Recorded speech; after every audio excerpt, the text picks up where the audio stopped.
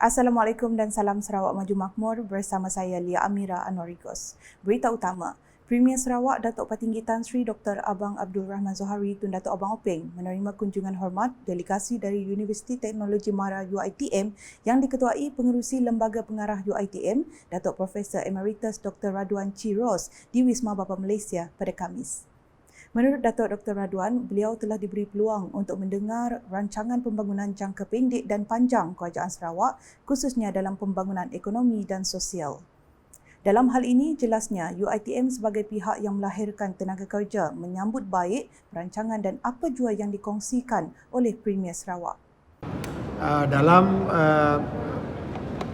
kunjungan tadi, kita telah diberi kesempatan untuk mendengar perancangan jangka pendek, jangka panjang kerajaan negeri untuk pembangunan khususnya ekonomi dan pembangunan sosialnya. Dan dilihat ada ruang untuk pihak UiTM sebagai pihak yang mengeluarkan guna tenaga kerja untuk menyambut perancangan dan juga apa yang dikongsikan oleh Yang Amat Berhormat tadi. Dan kita rasa ianya merupakan satu potensi yang amat besar yang saya jangka akan melonjakkan pembangunan dan pencapaian negeri Sarawak secara keseluruhannya. Dan antara bidang yang diberi kepercayaan kepada UiTM adalah berkaitan dengan penyelidikan algi sebagai sumber tenaga boleh diperbarui. Itu satu potensi yang memang telah diberi mandat kepada UiTM untuk melakukannya. Beliau berkata demikian ketika ditemui media selepas melakukan kunjungan hormat tersebut. Turut serta dalam kunjungan tersebut ialah Naib Chancellor UiTM Profesor Datuk Dr. Shahrin Sahib Elias Sahibuddin, Timbalan Pegawai Undang-Undang UiTM Rasa Nubari Asma Ramah Said, Rektor UiTM Cawangan Sarawak Profesor Madya Kemis Dr. Muhammad Isa Muhammadin, Timbalan Rektor UiTM Cawangan Sarawak Profesor Madya Dr. Saimi Bujang serta delegasi-delegasi dari UiTM. Seterusnya di Lunduk. Konstituensi Opar berpotensi menjadi jelapang padi di bahagian Kuching bagi membantu memastikan keselamatan makanan di Sarawak.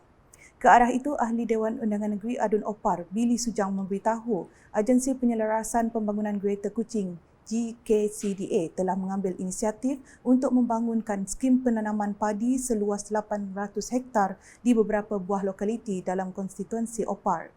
Jelasnya, kesemua skim ini telah diperuntuk sebanyak RM3 juta serba satu dan meliputi skop pembinaan akses jalan raya, jalan pertanian dan sistem pengairan skim tersebut dan akan dilaksana pada tahun ini. Beliau berkata demikian semasa melakukan lawatan kerja ke tapak projek skim penanaman padi di Lunduk pada Rabu. Dalam pada itu, Billy bersama beberapa wakil GKCDA, Jabatan Pengairan dan Saliran JPS bahagian Kuching serta Jabatan Pertanian Daerah Bauk dan Lunduk telah melawat 4 buah tapak bagi skim penanaman padi di Kampung Jugan, Kampung Jangkar, Kampung Biawak dan Kampung Sebako. Katanya, skim ini akan memanfaatkan petani sedia ada di lokaliti tersebut dengan mengaktifkan serta merancakkan semula aktiviti penanaman padi. Beralih dengan perkembangan berikut. Majlis Bandaraya Kuching Selatan MBKS bersama dengan Sinchu Delhi menganjurkan pertandingan rekaan poster atau logo untuk pelajar sekolah rendah dan menengah sempena ulang tahun ke-50 penubuhan hubungan diplomatik antara Malaysia dan China. Datuk Bandar MBKS Datuk Wee Hong Seng berkata, melalui aktiviti sebegini, pelajar dapat lebih memahami kepentingan hubungan diplomatik antara Malaysia dan China sekaligus menyaksikan persahabatan abadi antara kedua negara. And of course, the aim of this competition is to enhance the student understanding of the significance of the diplomatic relationship between Malaysia and China, and of course, witness the enduring friendship between the two countries. So we are also, why MBKS is taking the lead? Because MBKS have 7 friendship city with China. All right. Beliau berkata demikian dalam sidang media pertandingan rekaan poster atau logo sempena ulang tahun ke-50 penubuhan hubungan diplomatik Malaysia dan China di Kuching pada Khamis. Datuk Wee menambah pertandingan itu juga menggalakkan pertukaran budaya, ekonomi, pembangunan dan pendidikan antara penduduk kedua negara selain mempromosikan persahabatan Malaysia dan China. Sementara itu, beliau memaklumkan pertandingan reka bentuk poster dan logo berkenaan dibahagikan kepada dua kategori iaitu kategori sekolah menengah dan kumpulan sekolah rendah bagi reka bentuk poster, manakala pertandingan reka bentuk logo adalah untuk pelajar sekolah menengah. So, of course, when we're talking about logo and this poster competition, you will have two type of category. One is for poster is for secondary school and primary school, and for the logo is for the secondary school. All right. So the prices will be 500, 300, 100, and 50 ringgit for consolation. So it apply for all the category except the poster. For primary school is 300, 120, 80 and 50. Alright. Pertandingan rekaan poster dan logo tersebut bermula dari 8 Januari hingga 29 Februari 2024 dan keputusan akan diumumkan pada 15 Mac 2024. Di Mukah, Adun Telian Royston Valentine meluangkan masa menyantuni Ketua Kaum KK Kampung Telian Laut, Sidi Tawi yang sedang menghidap penyakit strok. Dalam lawatan itu pada Rabu, Royston turut menyampaikan sumbangan kepada KK Sidi Tawi bagi meringankan beban yang ditanggung. Rombongan tersebut turut disertai Ketua Masyarakat dan Ketua Kaum KMKK, beberapa orang pegawai daripada Pejabat Daerah Mukah serta Timbalan Residen Daerah Mukah, Syafri Saili. Dalam pada itu, Royston turut mendoakan agar KK Sidi Tawi diberi kesembuhan dan kembali sihat seperti sedia kala. Sedikit laporan sukan. Atlet bowling remaja dari Sarawak yang semakin mencipta nama, Nur Hazirah Ramli, akan mewakili Malaysia dalam kejohanan Persekutuan Bowling Antarabangsa IBF Tenping Bowling Piala Belia Dunia di Peru pada 19 hingga 24 Januari depan.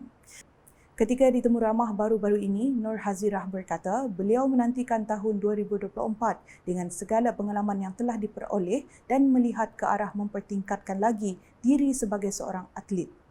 Katanya dengan memberi tumpuan kepada pertumbuhan dan proses pemikiran, beliau percaya tahun ini akan menjadi lebih baik atau lebih baik daripada tahun lepas. Menurutnya, 2023 menjadi tahun cemerlang untuknya selepas memenangi beberapa gelaran selain meraih gangsa dalam kejohanan remaja Asia. Pada tahun ini, Nur Hazirah dijangka mengambil bahagian dalam Piala Belia Dunia, Kejohanan Belia Dunia dan Sukan Malaysia Sukma 2024 diadakan di Sarawak pada Ogos depan. Sementara itu, mentor dan jurulatih kepada Hazirah, Angelo Poe, menyifatkan tahun 2023 sebagai sesuatu yang menakjubkan bagi atlet berusia 21 tahun itu. Malah beliau berbangga kerana anak didiknya itu dapat beraksi dengan baik dan mengekalkan konsistensinya sepanjang tahun. Sekian edisi malam bersama saya, Lia Amira. Berita lebih lanjut boleh didapati di semua platform media sosial UKAS termasuk portal ukas.sarawak.gov.my dan UKAS Channel di YouTube. Sebelum akhiri buletin, kami ingin mengingatkan orang awam agar sentiasa berwaspada dan mengamalkan kawalan kesihatan kendiri terutamanya di kawasan sesak dan sempit bagi mengelakkan jangkitan wabak COVID-19. #Saluran Informasi Rakyat. Salam UKAS.